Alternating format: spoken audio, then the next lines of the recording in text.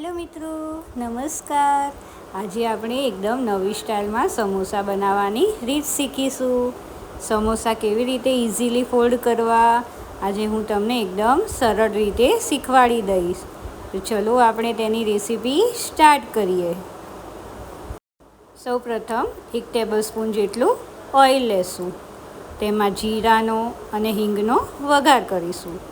આપણે સૌપ્રથમ સમોસા માટેનો મસાલો રેડી કરીશું. ત્યારબાદ તેમાં થોડીક વરિયાળી એડ કરીશું. ત્યારબાદ બોઇલ કરેલા વટાણાને એડ કરી લેશું. પછી સ્વાદ પ્રમાણે મીઠું, મરચું, ધાણા જીરું, ગરમ મસાલો એડ કરીશું.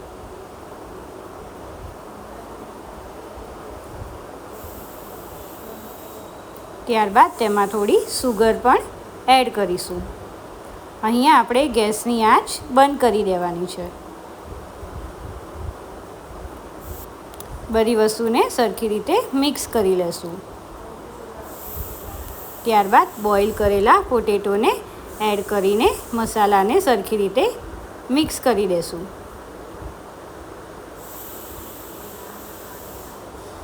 તેમાં થોડોક લીંબુનો રસ એડ કરીશું અને થોડાક ધાણા એડ કરીને સરખી રીતે મસાલાને મિક્સ કરી લેશું. સમોસા માટેનો મસાલો આપણો રેડી છે. હવે આપણે સમોસા માટે લોટ રેડી કરી લેશું. આપણે અહીંયા થોડુંક મેદાનો લોટ અને ઘઉંના લોટનો યુઝ કર્યો છે. જો તમારે એકલા મેદાના લોટના સમોસા કરવા હોય તો પણ તમે કરી શકો છો. અહીંયા મેં બંને લોટને મિક્સ કર્યા છે. ત્યારબાદ તેમાં સ્વાદ પ્રમાણે મીઠું એડ કરીશું અને 2 ટેબલસ્પૂન જેટલું ઓઇલ એડ કરીશું.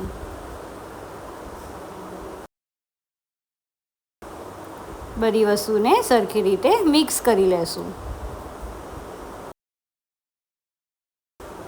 ત્યારબાદ થોડું પાણી એડ કરીને બહુ નરમ પણ નહીં અને બહુ કઠણ પણ નહીં તે રીતે આપણા સમોસા માટેનો લોટ રેડી કરી લેશું.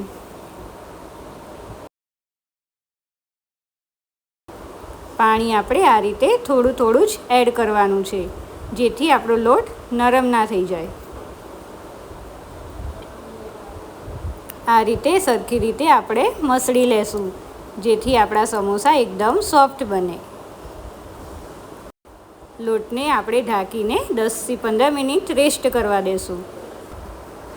આ રીતે આપણે મોટું જ ગુલ્લું બનાવવાનું છે.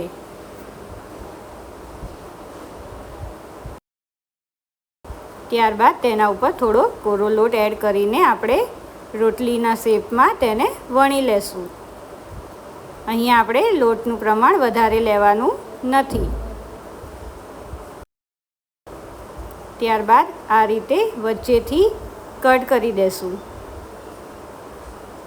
ત્યારબાદ આપણે જે રેડી કરેલો મસાલો છે તેને આ રીતે ચમચીની મદદથી એડ કરી દેશું. ત્યારબાદ હાથની મદદથી આપણે આ રીતે પાણીને સ્પ્રેડ કરી દેશું, જેથી આપણે ફોલ્ડ કરતી વખતે એકદમ સરખી રીતે ફોલ્ડ થઈ જાય છે સમોસો અને ફ્રાય કરતી વખતે ઓપન બી થઈ જતો નથી. ત્યારબાદ આ બંને સાઈડથી આપણે આ રીતે પેક કરી દઈશું અને નીચેની સાઈડથી આ રીતે આપણે પેક કરી લેશું. એકદમ ઇઝી રીતે આપણો સમોસો રેડી થઈ જાય છે અને એકદમ મસ્ત જ લાગે છે. આ રીતે આપણે બધા સમોસાને શેપ આપી દેશું. જેને સમોસા ફોલ્ડ કરતા ના આવડે તેની માટે આ એકદમ ઇઝી રીત છે.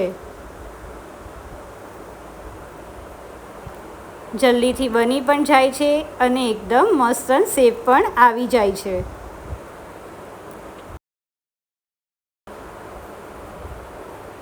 આ રીતે આપણે બધા સમોસાને શેપ આપી દેશું. છે ને એકદમ ઇઝી રીત ફોલ્ડ કરવાની. એક વખત આ રીતે સમોસા બનાવવાનું ભૂલતા નહીં. ત્યારબાદ આપણે તેને સરખી રીતે ફ્રાય કરી લેશું. અહીંયા આપણે ગેસની આંચ મીડિયમ જ રાખવાની, જેથી આપણા સમોસા અંદરથી કાચા ના રહી જાય અને બહારથી એકદમ બ્રાઉન કલર પણ ન આવે.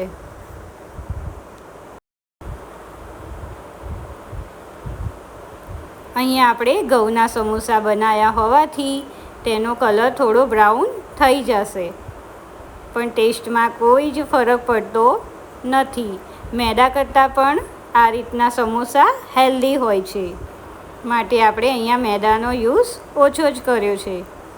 બન્યા છે ને એકદમ મજેદાર, જોતાં જ ખાવાનું મન થઈ જાય તેવા.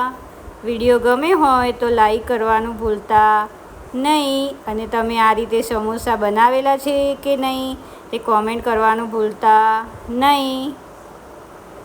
તેને આપણે ગ્રીન ચટણી અને ખજૂર આંબલીની ચટણી સાથે આપણે સર્વ કરીશું. Subscribe my channel and join cooking with Disha. Wow!